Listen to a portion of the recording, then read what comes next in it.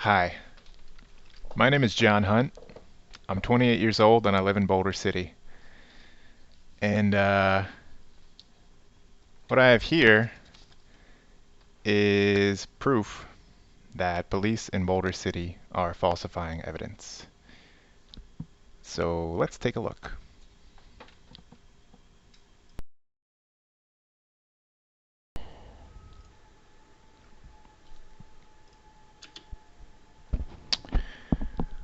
Okay, so here we have the surveillance video which captures the beginning of this incident. You can see me walking over to the crosswalk right now, and the video skips a bit. That's not us editing the video, that's just how it was recorded in little segments based on motion detection. Okay, so here we're going to zoom in so we can get a better look. Now, I'd love to explain more about my thoughts about why I did this and everything, but it's not really important right now. I just kind of want to set the stage for what happens immediately after this. So you can see I start at the McDonald's, I go over to the Pizza Hut, I'm coming back to the McDonald's, and now I'm going to turn around again, and I'm going to go back over to the Pizza Hut.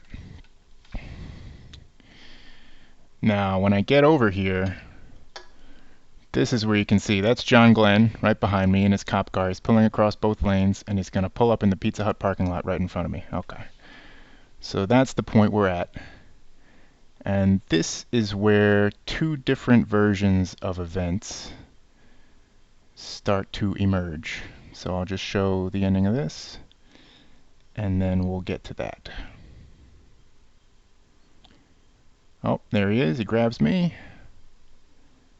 And then something exciting is happening. So everybody's coming over. We got these people. We got this guy. Obviously, they're all needed to handle one peaceful person. Okay. So here we go.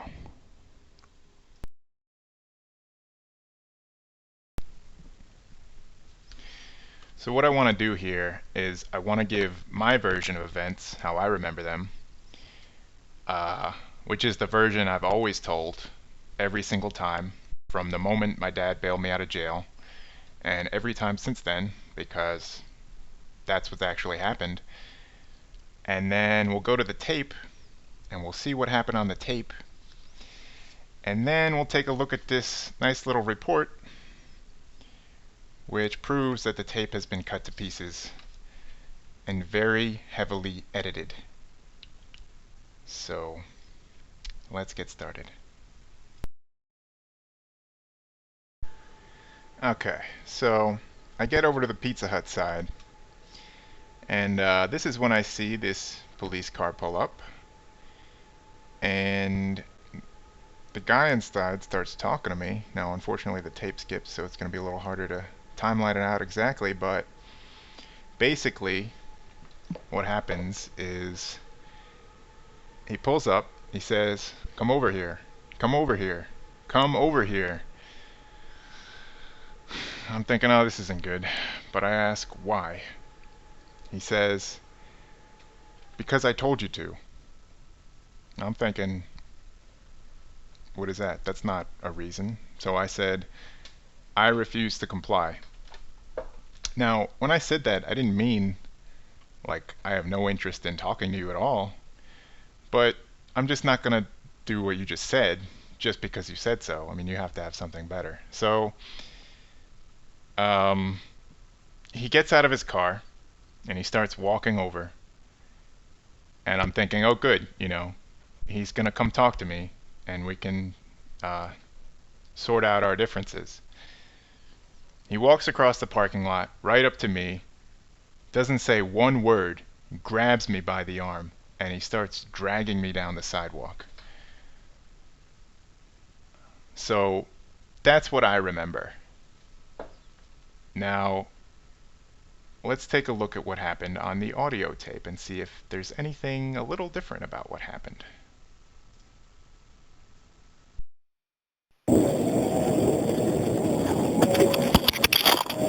Step over here. Step over here. Come here. Come here.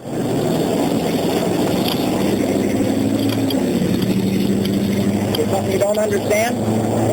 Okay, step to the front of my patrol car right now. All right. Turn around, put your hands behind your back.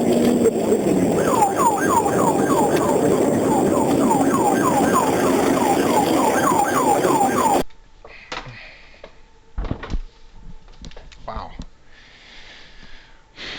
So that's just kind of weird, huh? Because the way I remember it was like pretty different than what you just heard, right? Now, just to recap, this is what I remember. John Glenn pulls up. He says, "Come over here. Come over here." I ask, "Why?" He says, "Because I told you to." I say, "I refuse to comply." He walks over to me and he grabs me. Okay? Let's take a look at the tape one more time.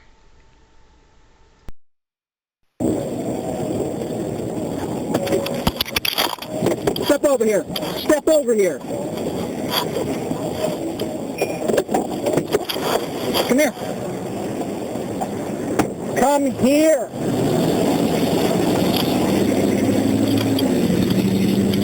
There's something you don't understand? Okay, step to the front of my patrol car right now. All right. Turn around, put your hands behind your back.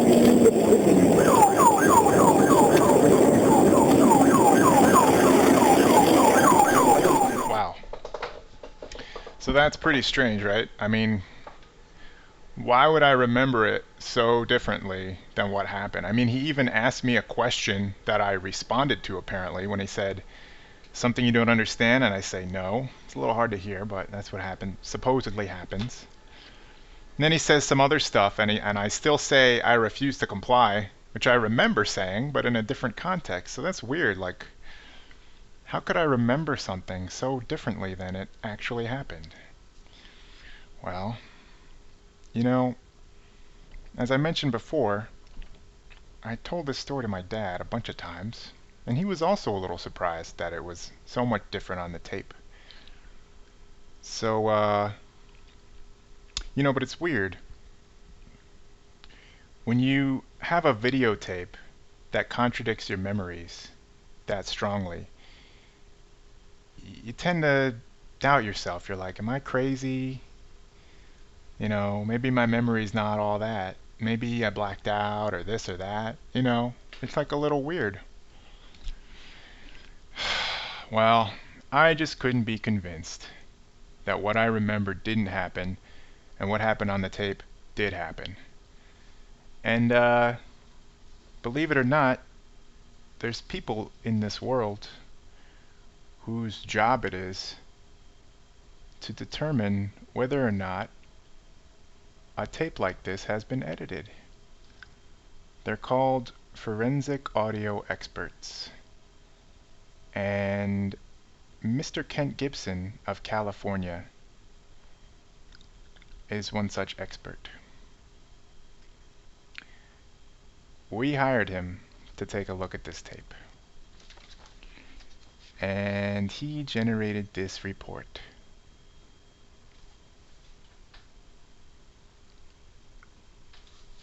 So let's look at the report.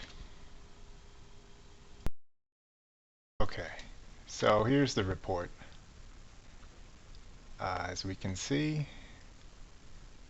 Mr. Kent Gibson has some nice credentials. And very bright person. But now to the good stuff. Blah, blah, blah. Here we go. At least 6 places where the audio goes to 0 or drops out, which could also be identified as place where there is very likely an edit. At 5 of these points, the background level also changes abruptly, indicating an edit. Now we've got these nice little markers. So that's where it's cut to pieces. But look here. Ooh, this is good. This is the spectrogram, I believe. And the blue trace is the waveform. So normal tape, normal tape. Oh, big black hole. Look at this. Oh, we got another one. Uh-oh. Oh, this tape is just... This tape has been shredded. And another one. And another one. Look at this one. This is huge.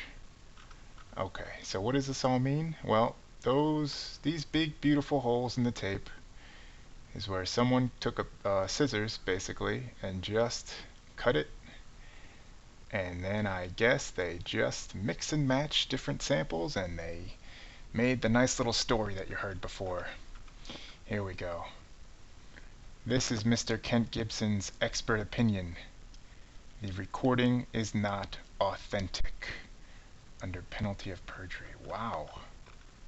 That is a very strong statement. And this is, I gotta say, this must be very embarrassing for John Glenn and the Boulder City Police Department. Wow.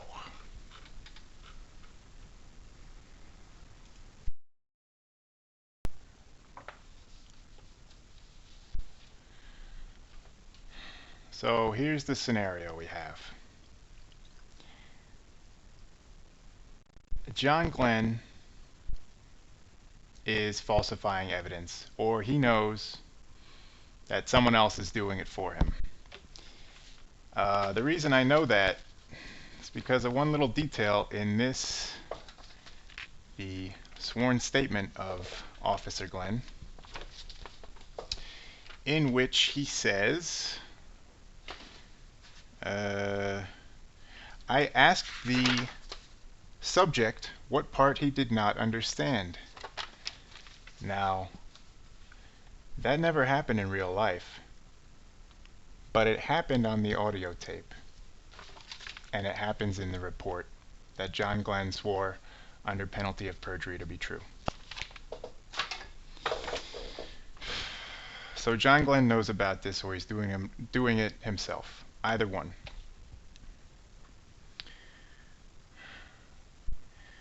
And basically, you know, I would suspect that this is not the first time he's done this. And that would happen to me as soon as I said I refuse to comply. A little light bulb went off in his head and said, okay, I got all I need to make the video look however I want, so now I just have a green light to do whatever I want. So I'm just gonna grab this guy and make it look later like he was fighting with me so I can frame him for a crime. I have no doubt that the things that appeared on the tape that I don't remember are things that he said in some other incident, maybe years ago. And he probably has a repertoire of these things which he can call upon and cut and paste into different situations to bend the truth a little bit and make himself look justified. I would bet that if you saw all the reports of all of his arrests, you would see certain phrases appear over and over again. Just like I asked him what he didn't understand, or anything else like that. So that's the scenario in Boulder City. And you know, I don't know who else is doing it. Maybe it's just him. Maybe it's the whole department. I don't know, and right now nobody knows. What I do know, and what I think everyone can conclude, is that the existence of this report, and I guess my testimony as well, casts a serious shadow of doubt onto any piece of evidence that goes through that courtroom until such time as John Glenn has been forced to resign. I mean, there's no way that you can believe anything this department does right now. And here it is. Here's the proof. So this guy's got to go. You know, I also would think that there's a lot of convictions that stand right now that could probably do with a second look, that were based on tampering of any kind, but especially of video evidence.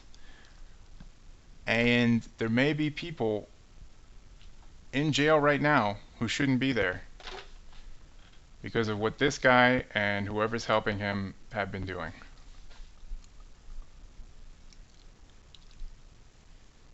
So that's it. That's the real story. That's what actually happened that day. And I will tell it up and down till Judgment Day because it's the truth. Thank you.